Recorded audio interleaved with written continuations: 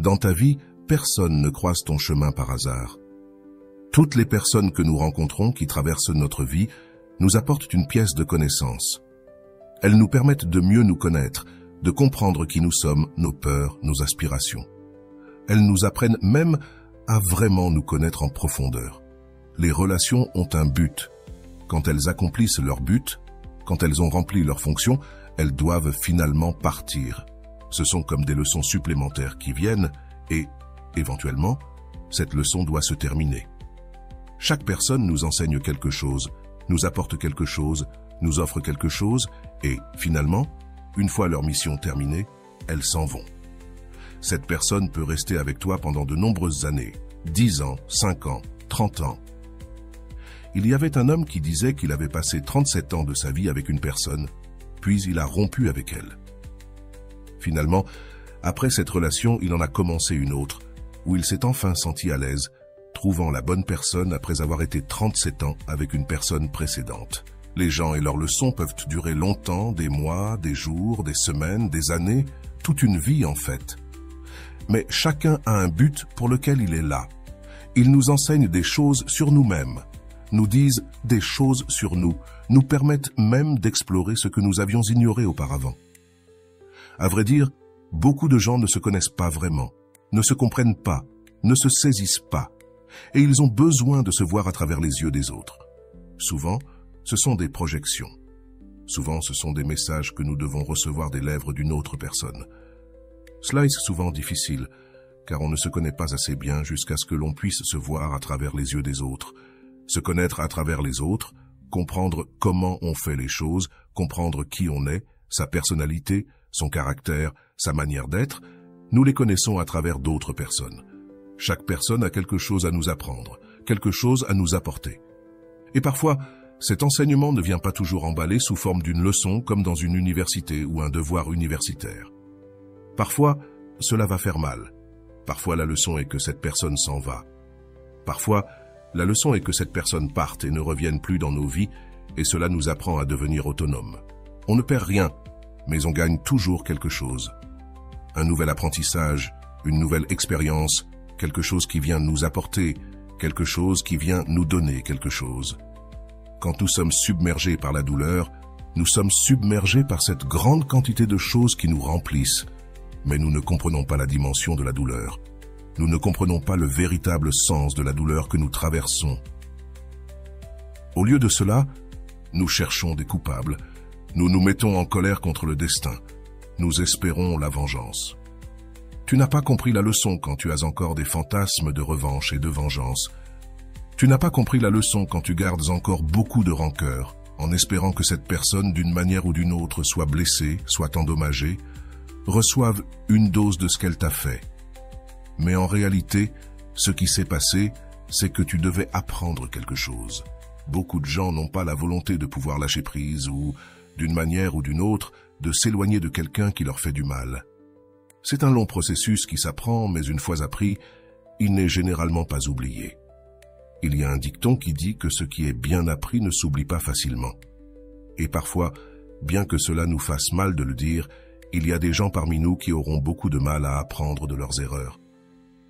Nous devrons répéter la leçon 1 fois, 3 fois, 1 fois, 4 fois, 1 fois, 5 fois, sans pouvoir sortir de ce cercle. À la fin, nous devons être capables de différencier la douleur de l'apprentissage, comprendre que la douleur, en réalité, est un moyen pour parvenir à une fin, qui est l'apprentissage de ces choses que nous devons vraiment apprendre. Il y a des occasions où la douleur nous atteint, des occasions où la douleur fait de nous des proies de la vengeance, des proies du besoin de vouloir se venger. Mais voir à travers la douleur, voir à travers la tristesse, voir à travers la peur, voir à travers la solitude. Parce qu'en fait, nous allons nous rendre compte que nous évitons d'être seuls, et nous comprenons que ce qui nous attache, ce qui nous lie à une personne, est parfois ce qui nous empêche d'être complètement seuls. En ce moment même, alors que j'enregistre cette vidéo, en ce moment même que j'enregistre cet audio, je le fais. Et tu peux entendre le bruit de fond. Il y a des motos, il y a un tas de choses. C'est le son du silence, être seul, le fait qu'il n'y ait personne avec toi, parce qu'en réalité, la solitude nous terrifie, être seul nous terrifie. Mais ensuite, nous nous rendons compte qu'être avec une personne est le moment où nous nous sentons le plus seuls, quand nous n'avons vraiment aucune relation avec personne. Peut-être que ce qui nous terrifie le plus dans le fait de nous sentir seuls en étant avec quelqu'un, c'est la sensation que cela puisse être la seule chose qui existe. Quand tu es célibataire, en réalité, tu gardes encore un petit espoir que, peut-être dans le futur, avec le temps, quelqu'un apparaisse et que cette solitude disparaisse.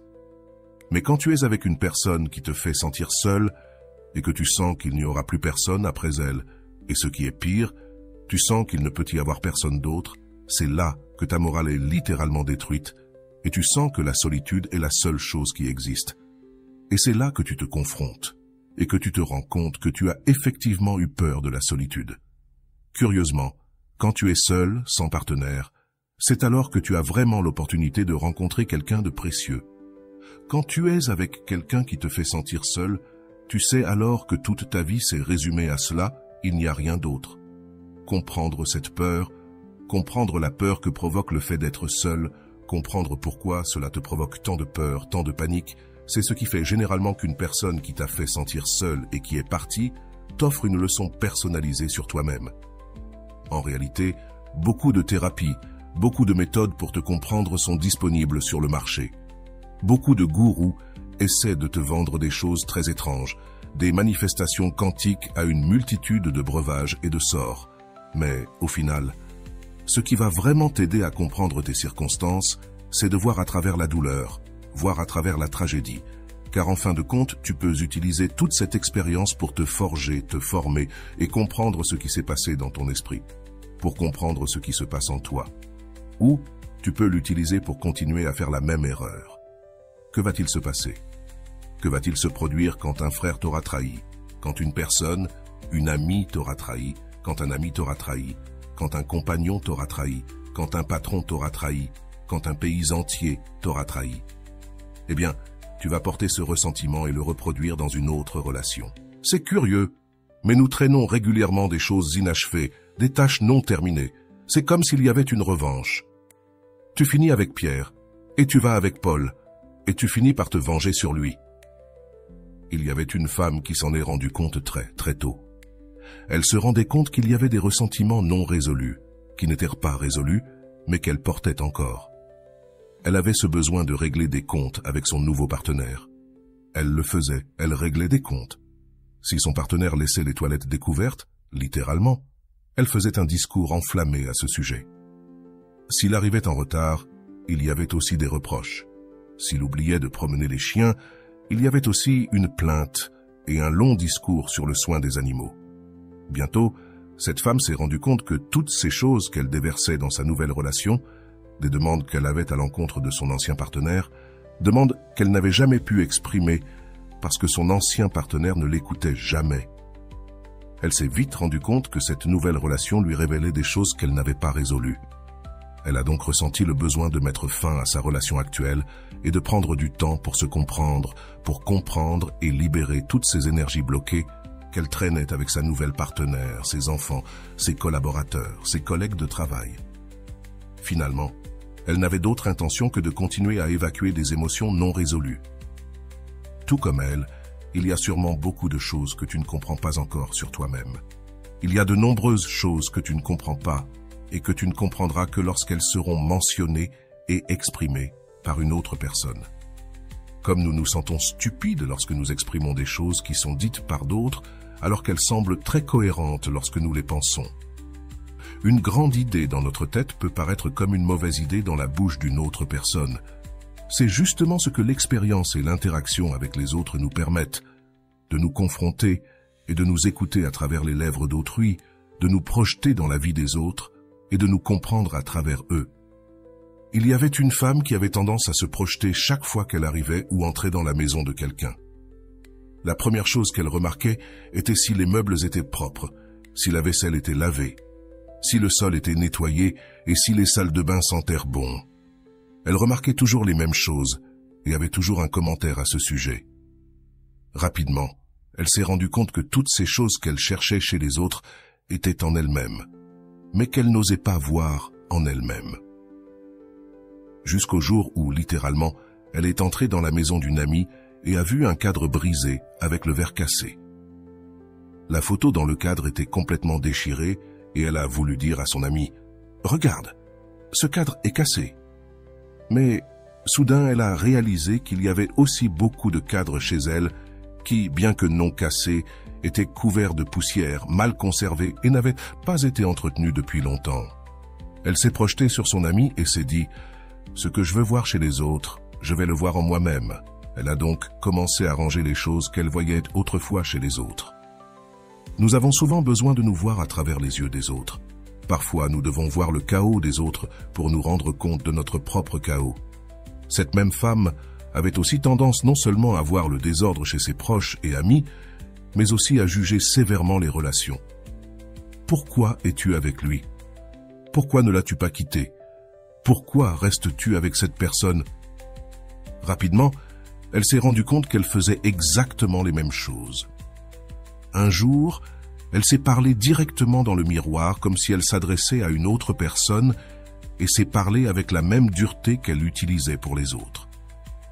Se projeter dans les autres, se voir à travers les yeux des autres et même à travers les histoires d'autres personnes lui a permis de comprendre ce qui n'allait pas en elle. Chaque personne que nous rencontrons nous permet en réalité de nous voir, comme si elles étaient des miroirs. Les relations tendent même à nous montrer une partie presque sombre de notre être, de notre psyché, de notre idiosyncrasie. Parfois, il y a des choses que nous ne voulons pas voir en nous-mêmes, et nous avons besoin de les voir chez les autres. C'est très similaire au cas d'une femme nommée Véronique, qui mangeait excessivement. C'était une femme avec une relation très malsaine avec la nourriture. Cependant, elle ne voulait pas voir cela en elle-même, et se liait avec des hommes alcooliques, accros aux courses et à un tas de choses nuisibles et vicieuses. Cela lui permettait de juger les actes des autres et de les pointer du doigt au lieu de se confronter à elle-même. Quand elle disait « Ce type est obsédé par les courses, il ne me parle pas, ne me rend pas visite, nous ne sortons pas, il est uniquement préoccupé par cela ». Alors qu'elle mangeait des quantités énormes de nourriture, elle s'est rendue compte qu'elle déplaçait en réalité son besoin de confrontation. Il lui était plus facile de ventiler sa frustration sur les problèmes des autres et de penser que quelqu'un d'autre était plus enraciné dans son mal qu'elle-même. Cela lui permettait même d'atténuer et d'anesthésier sa propre douleur. Une fois qu'elle a corrigé son comportement et commencé à surmonter son addiction à l'alcool et aux courses, elle a remarqué qu'elle pouvait se projeter sur cette personne et surmonter ses propres traumatismes. Cela l'a amenée à recevoir d'autres types d'attention et à voir d'autres personnes surmonter leurs addictions, trouvant en elles un apprentissage. Les gens n'ont pas besoin que tu les admires, que tu les divinises ou que tu les mettes sur un piédestal. Beaucoup de ces personnes ont quelque chose d'intéressant à t'apporter et, au final, elles t'offriront quelque chose qui t'aidera, quelque chose qui te permettra de te projeter sur elles et de voir comment leurs réussites ou leurs défis peuvent te guider. Ils ont parcouru un chemin et te montrent comment ils ont réussi.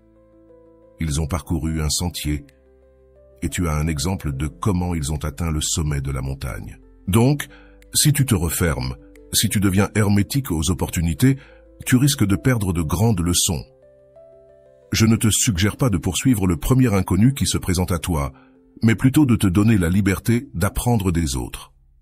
J'aimerais que tu écrives dans les commentaires la phrase « Je souhaite apprendre des autres ». Cela reflète une ouverture, une leçon de vie. Quelque chose qui te permettra de comprendre que les gens ont un but et qu'ils te l'enseigneront.